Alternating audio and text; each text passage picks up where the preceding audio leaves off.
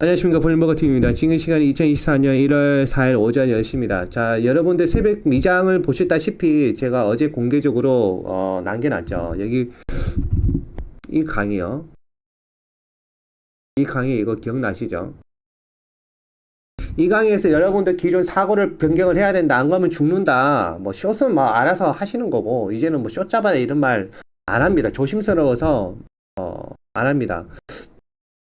대신에 저는 이제 가치주나 경기 방어주 이런 쪽으로 포지션을 변경을 하셔야 된다라고 12월 말부터 멤버십분들한테 계속 말씀을 드렸고, 중요한 거는 선거해 1월달 차트적 흐름이 있습니다. 계절 지수가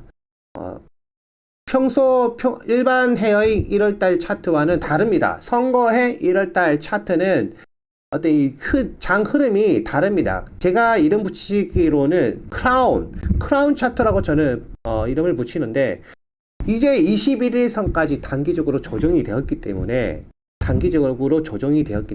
오늘부터 증시가 반등을 하든지 아니면 내일쯤부터 증시가 이렇게 반등을 합니다. 계절지수가 반등을 했다가 어느 일정 시점까지 반등을 했다가 다시 떨어져도 떨어지고 그 다음에 또다시 반등을 합니다. 그리고 나서 그 다음에 200일선까지 조정. 이 차트 뷰가 맞지 않나 라고 생각합니다. 그러니까 1분기를 보면 3월 말까지를 보면 결국에는 증시는 하락이에요. 하락.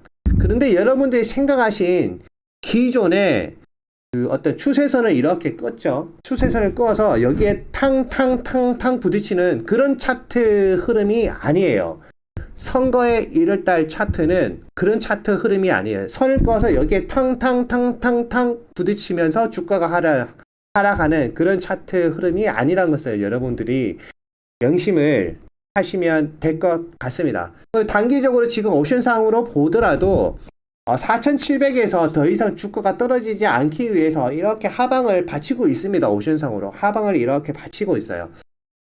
어제 같은 경우 제가 옵션 연구를 하려고 했는데 기술적 요인으로 분석에 실패를 했습니다. 기술적 요인으로. 그래서 제가 이제 새벽에 그 미국 본사에 메일을 보내고 그 답변서를 받고 다시 이제 업데이트가 된 것을 알고 새벽 3시쯤에 늦게 가지고 새벽 3시쯤에 게시판에 저희 멤버십들한테 남겨놨고, 결론은 뭐냐?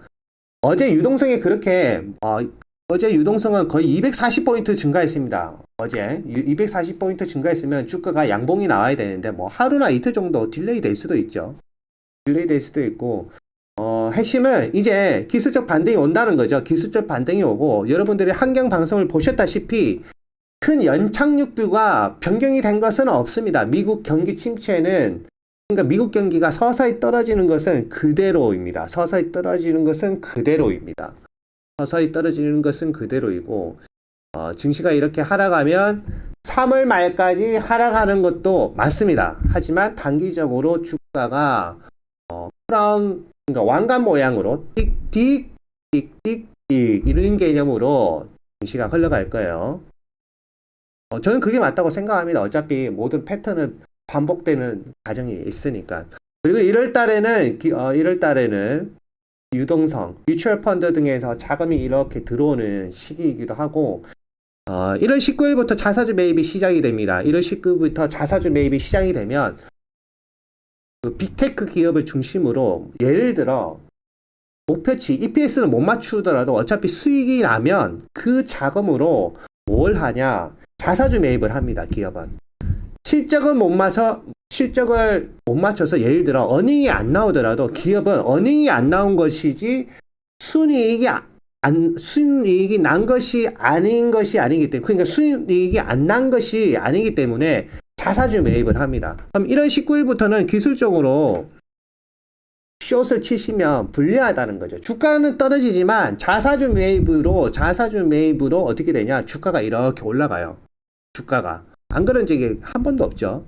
그런 현상을 보일 것이고, 둘 중에 하나입니다. 3월 옵션 만기일 기준으로 증시가 5천에 가 있든지, 아니면 3월 옵션 만기일 기준으로 증시가 4,500에 가 있든지, 둘 중에 하나입니다. 둘 중에. 선택은 여러분들이 하시면 될 것 같고, 더 자세한 부분은 저와 함께 따로 또 하시면 됩니다. 계속 또 한 번 더 말씀을 드리지만 올해는 빅테크를 잡으면 절대로 안 된다. 그래도 나는 빅테크야 라고 생각하시면 기관이 추천해준, 그것도 강세론자가 그나마 추천해준 두 가지, 환경은 저와 반대로 이야기를 하던데 제가 본 기관 자료에서는 정확하게 강세론자들이 딱 빅테크 중에 테슬라와 아마존만 추천을 했고 나머지는 추천을 안 했습니다. 그리고 러셀 추천을 했고요. 러셀, 지금은 주가가 러셀이 떨어지지만 연봉으로 보면, 연봉으로 올해 2024년 12월 30일이 되면 러셀은 결국 지금보다 한 50% 더 상승해 있을 것이다. 그 부분에 대한 믿음은 변한 게 없습니다. 변한 게 없기 때문에 저는 뭐 어차피 러셀 중심으로 포지션이 되어 있습니다. 제가 뭐 실수할 수도 있겠죠. 그리고 원유 쪽도 다양하게 포트폴리오를 멤버십 분들한테 알려드렸기 때문에 멤버십 분들은 알아서 잘 선택을 하셨을 것이라고 생각합니다. 주가를 저점에 잡고 싶으신 분은, 나 주식을 저점에 잡고 싶어 그러면 지금 아무것도 하면 안 돼요. 아무것도. 결국엔 증시가 이렇게 크게 좀 올랐다가 다시 팍 떨어집니다.